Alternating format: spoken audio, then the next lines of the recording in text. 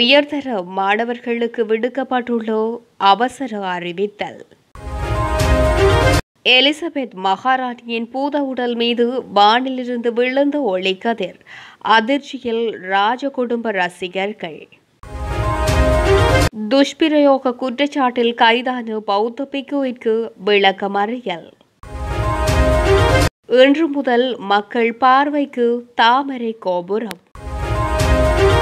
2021ஆம் ஆண்டுக்கான கல்வி பொதுத்தராதர பத்திர உயர்தர பரீட்சைக்கான பெறுபேறுகளை மீள்திருத்தம் செய்வதற்கான விண்ணப்பங்கள் இன்றைய தினம் முதல் ஏற்றுக்கொள்ளப்படும் என பரீட்சைகள் திணைக்களம் அறிவித்துள்ளது. இந்த தகவலை பரீட்சைகள் ஆணையாளர் LMD தர்மசேன தெரிவித்துள்ளார்.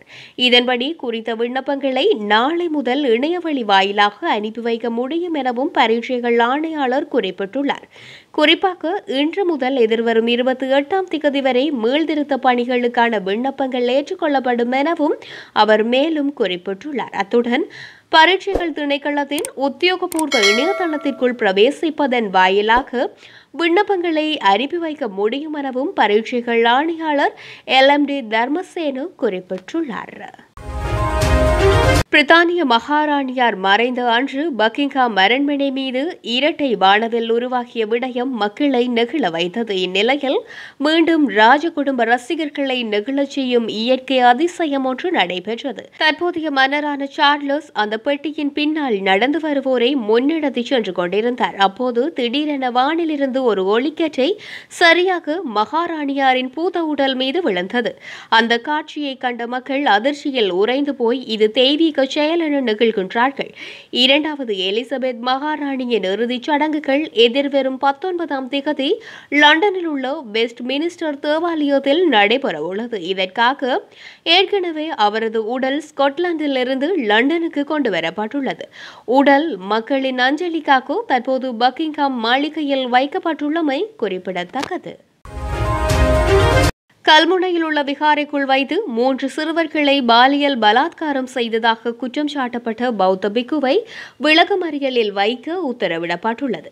பிக்குவை எதிர்வரும் செப்டம்பர் 16ஆம் திகதி வரை விளக்கமறியலில் வைக்குமாறு கல்முனை நீதவான் உத்தரவிட்டுள்ளார். பெற்றோரால் விகாரைக்கு ஒப்படைக்கப்பட்ட 3 சிறுவர்களுக்கும் திடீரென உடல்நலக் குறைவு ஏற்பட்டது. இதனை அடுத்து கடந்த மாத இறுதியில் குறித்த சிறுவர்கள் பெற்றோர்களால் மருத்துவமனையில் சேர்க்கப்பட்டனர். மருத்துவ பரிசோதனையின் போது 3 சிறுவர்களும் துறவியால் பல நேரங்களில் பாலியல் வன்புணர்விற்கு உட்படுத்தப்பட்டமை தெரிய வந்தது. சம்பவம் தொடர்பில் விசாரணைகள் ஆரம்பிக்கப்பட்டு பிக்கு கைது செய்யப்பட்டுள்ளார். தாமரை கோபுரம் இன்று முதல் மக்கள் பாவனைக்கு கையளிக்கப்படுகின்றது. இதற்கமைய இன்று முதல் நாட்டு மக்கள் அனைவரும் தாமரை கோபுரத்தினை சென்று தரைத்தளத்தில் அனுமதி சீட்டினை பெற்று பார்வையிட முடியும். 10 வயதிற்கு குறைந்தவர்களுக்கு 200 முதல் 500 ரூபாய் வரையிலும், ஏனையவர்களுக்கு 500 முதல் 2000 ரூபாய் வரையிலும் அனுமதி சீட்டுகள் விற்பனை செய்யப்பட உள்ளன. 113 மில்லியன் அமெரிக்க டாலர்கள் செலவில் 300 மீட்டர் உயரம் கொண்ட இந்த தாமரை கோபுரம் நிர்மாணிக்கப்பட்டுள்ளது. 2012ஆம் ஆண்டு ஆரம்பிக்கப்பட்ட தாமரை கோபுரத்தின் நிர்மாண பணிகள் கடந்த பிப்ரவரி 28ஆம் திகதி இலங்கை அரசாங்கத்திடம் கையளிக்கப்பட்டது. இந்த திட்டத்திற்காக சீன நிறுவனம் 88.65 மில்லியன் அமெரிக்க டாலர்களை வழங்கியுள்ளதுடன் மிகுதியை இலங்கை அரசாங்கம் கொடுத்துள்ளது.